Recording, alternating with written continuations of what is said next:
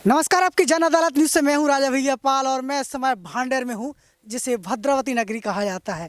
आज आपकी जन अदालत न्यूज़ के एक्सक्लूसिव इंटरव्यू में एक ऐसी शख्सियत जो से हम मुलाकात करेंगे जो किसी परिचय की मोहताज नहीं है।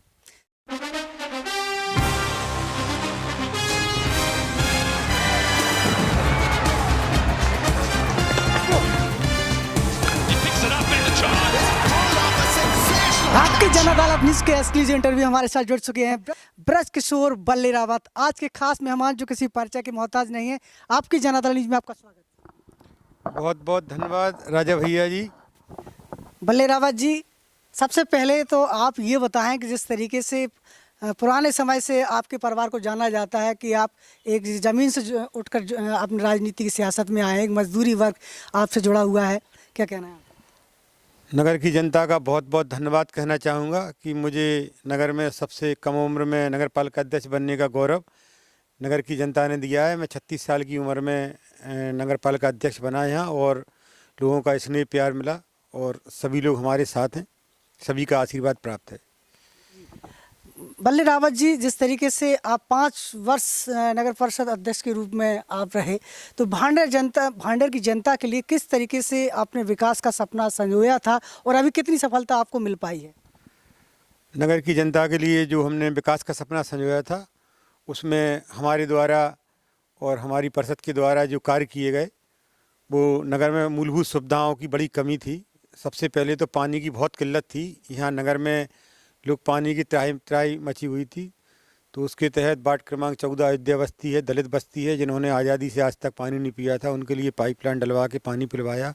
उसके बाद वार्ड क्रमांक 10, 11 और 9 ये 3 वार्डों में लोगों को नल से पानी ही नहीं मिला, तो उसके लिए हसापुर पर भांडर की लाइट ले जाके हसापुर से डीपी तैयार करा के बोर करा के वहाँ से पानी की योजना बना के पूरे नगर में पानी की सप्लाई की है, जिससे कि लोगों को बढ़िया और शुद्ध पानी मिला। उसके बाद मुख्यमंत्री जलावर्धन योजना को यहाँ लागू कराई और यहाँ पानी लोगों के लिए घर घर पानी पहुँचा है और लोगों की जो त्राही थी वो पानी की समस्या दूर हुई है।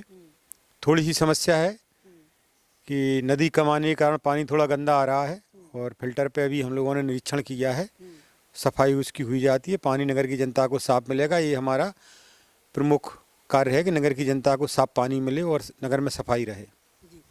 बल्ले रावत जी, जिस तरीके से यदि विकास के ढांचे को देखा जाए तो अभी क्या सोच है आपका, किस तरीके का विकास के रूप में आप आने वाला भांडेर को देखना चाहेंगे? हमें जनता ने मौका दिया तो नगर में हमने यहाँ शमशान घाट की बहुत ज़्यादा कमी थी, तो नगर के तीनों शमशान घाटों को तैयार कराया, रूपरेखा बना के। लाहौर रोड पे पूरा अतिक्रमण में दबा हुआ था, अतिक्रमण से हटवा कर 35 लाख की लागत से लाहौर रोड शमशान घाट का निर्माण हुआ। साहेपुर पर ठकुरास मोहल्ला में वार्ड क्रमांक 15 में शमशान घाट का निर्माण हुआ और वार्ड क्रमांक 11 में जो दुनई घाट पे शमशान घाट है वहाँ तक रोड हुआ। और भी शमशान घाट के कार्य जो अधूरे पड़े थे वो पूरे हो रहे हैं। इसके अलावा सोनतलैया हमारे यहाँ पर्यटन स्थल है, पुरानी धरोहर है और हमारे यहाँ ऐतिहासिक धरोहर जिसे कह सकते हैं वो सोनतलैया है। वहाँ पे एक रोड बनवाया था जो कि अब सुगमता से लोग वहाँ तक पहुँच सकते हैं। वो हिंदू मुस्लिम एकता का प्रतीक है। वहाँ पीर साहब, बड़े पीर साहब की मज़ार है और लक्ष्मणमाला सरकार का मंदिर है, तो लोगों को सुविधा के लिए वहाँ एक बहुत बड़ी पार्क का निर्माण हुआ है 55 लाख की लागत से और रोड वहाँ के लिए रोड हुआ है। अभी पर्यटन विभाग ने भी वहाँ 1 करोड़ 56 लाख का टेंडर जारी किया है, जिससे कि वहाँ बकाया कार्य जो रह गया था, जो मन में कसक रह गई थी, वो सोनतलैया का सौंदर्यीकरण होकर पूरी हो जाएगी। लक्ष्मणमाला सरकार और पीर साहब का वहाँ अद्वितीय स्थान है, आप सभी लोग अवश्य जाएँ। भारतीय जनता पार्टी की सरकार में इस समय है, आपके साथ डॉक्टर नरोत्तम मिश्रा जी के सानिध्य में भांडेर नगरी का विकास को यदि देखा जाए तो किस तरीके का विकास आगामी डेवलप हो सकता है? माननीय नरोत्तम मिश्रा जी का ही आशीर्वाद है कि जो नगर में जितना कार्य हम कर पाए हैं माननीय मिश्रा जी के आशीर्वाद और प्रयासों से ही हुआ है। नगर में दतिया रोड पर जो आप खुजते हैं तो लाइटों का प्रकाश आपको दिखता है, लाइटें लगी हैं। पथनवाली माता रोड का 1 करोड़ की लागत से निर्माण हुआ है और प्रतीक्षालय का निर्माण हुआ है और भी नगर में 110 जगह रोड बने हैं, कब्रिस्तान की बाउंड्री भी बनी है। एक बहुत बड़ी कसक खेल मैदान की ज़रूरत है यहाँ कि नगर में खेल मैदान बचे, युवाओं के लिए बहुत बड़े काम की जरूरत है। यहाँ इंडोर या आउटडोर कोई भी स्टेडियम नहीं है। अगर इंडोर या आउटडोर कोई स्टेडियम बने तो नगर में प्रतिभाएँ उभर के आएँ, स्टेडियम से बच्चों को खेलने की ललक मिले। यहाँ क्रिकेट, बॉल बैडमिंटन के अच्छे प्लेयर हैं, लेकिन उन्हें जगह न मिलने के कारण उनकी प्रतिभा दब रही है। तो माननीय दादा के प्रयास से और यही चाहेंगे कि यहाँ एक बड़ा सा स्टेडियम इंडोर आउटडोर बने, जिससे कि नगर की जनता और खिलाड़ी की प्रतिभाएं निकलें। नहीं, अभी विधायक जी ने तो कहा है कि उन्होंने सौगात दे दी है स्टेडियम की। अब दे दी है, बन जाए तब है। वल्ली रावत जी, युवाओं की तरफ यदि हम ध्यान दें तो किस तरीके से आप युवाओं के लिए कुछ करना चाहते हैं? युवाओं के लिए नगर में बहुत बड़ी समस्या है नशा मुक्ति की। हम चाहेंगे कि यहाँ नशा मुक्ति हो और युवाओं का विकास जब ही हो सकता है जब नगर में आज जगह जगह नगर में स्मैक, चरस और शराब के नशे में युवा जो है डूबे जा रहे हैं। और युवाओं के लिए ये सब चीज़ें बंद हो, प्रशासन की मदद के द्वारा ये सब चीज़ें बंद होना चाहिए, जिससे कि युवाओं में प्रतिभा का निखार हो, युवाओं की तरफ खेल की तरफ युवाओं की लत हो।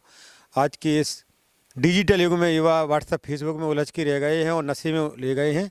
हम लोगों का एक बहुत बड़ा प्रयास ही रहेगा कि नशा मुक्ति कार्यक्रम हो, कि जिससे कि युवाओं का नशा की तरफ जो रुझान हो रहा है वो रुझान बंद हो, और जब नशे से अपने आप हट जाएगा तो शिक्षा की तरफ जाएगा, खेल की तरफ जाएगा, विकास की तरफ जाएगा, तो क्षेत्र का और नगर का विकास होगा। तो आप ऐसा कोई अभियान ला रहे हैं क्या जनता के बीच में? निश्चित ऐसा जनता के बीच में कोई ना कोई ऐसा अभियान लाएंगे नशा मुक्ति का, कि जिससे कि युवा जागरूक हों और नशा से उन्हें मुक्ति मिले। देश के प्रधानमंत्री मोदी जी की बात करें तो किस तरीके से मोदी देश के लिए जरूरतमंद है? क्या कहेंगे? मोदी हैं तो मुमकिन है। पिछले 2014 से जब से मोदी जी 7 सालों से हमारे देश में आए हैं तो वो काम हो गए हैं जिनकी किसी ने कल्पना नहीं की थी।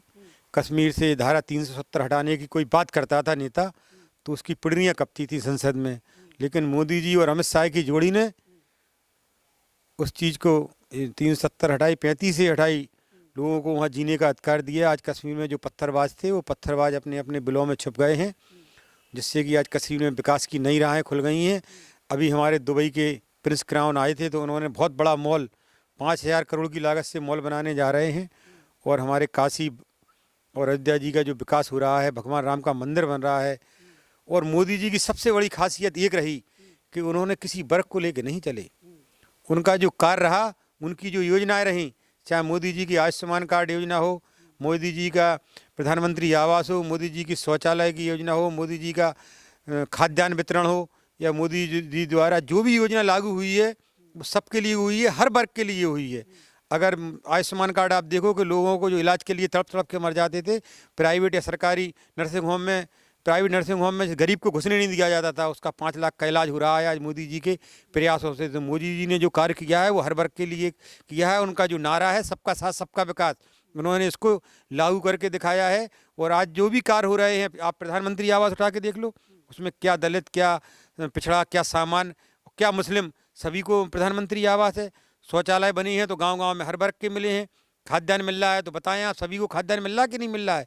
आयुष्मान कार्ड योजना है या प्रधानमंत्री बीमा योजना है, सभी को मिल रही है। आप देखो कितनी बड़ी पूरे भारत में 6000 रुपये किस्त डालते हैं, वो किसान सम्मान निधि सभी को देते हैं। उन्होंने किसी वर्ग को नहीं बांटा है, सभी को जोड़ के ले चले हैं। ये बहुत ही अच्छा कार्य मोदी जी के नेतृत्व में हो रहा है। और 2024 में पुनः मोदी जी की सरकार प्रचंड बहुमत से आएगी। महंगाई भी तो बहुत बढ़ी है। अब महंगाई तो साहब बढ़ती है, जब घर में 10 लोग होंगे तो खर्चा तो बढ़ेगा।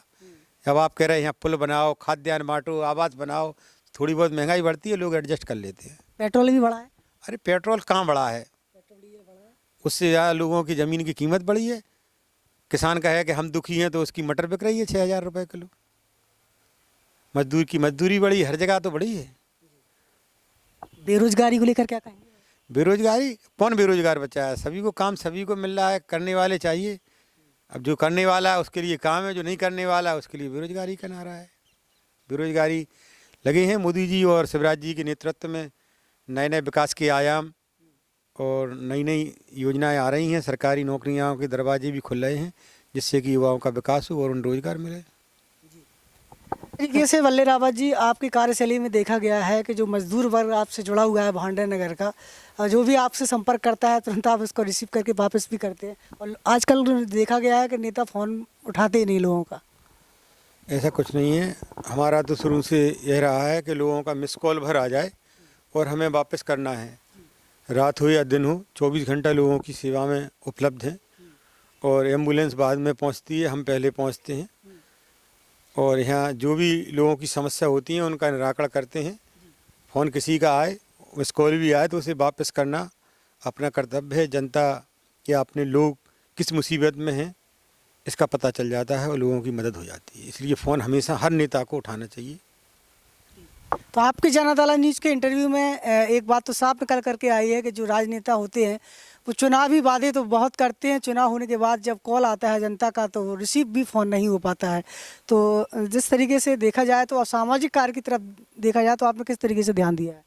सामाजिक कार्य से लोगों की जो मदद हुई है हमारे द्वारा, वो हम साल में 2 बार आई कैंप लगवाते हैं, जिससे कि लोगों का आँखें का ऑपरेशन हो सके और लोगों को रोशनी मिल सके। इसके अलावा और भी धार्मिक कार्य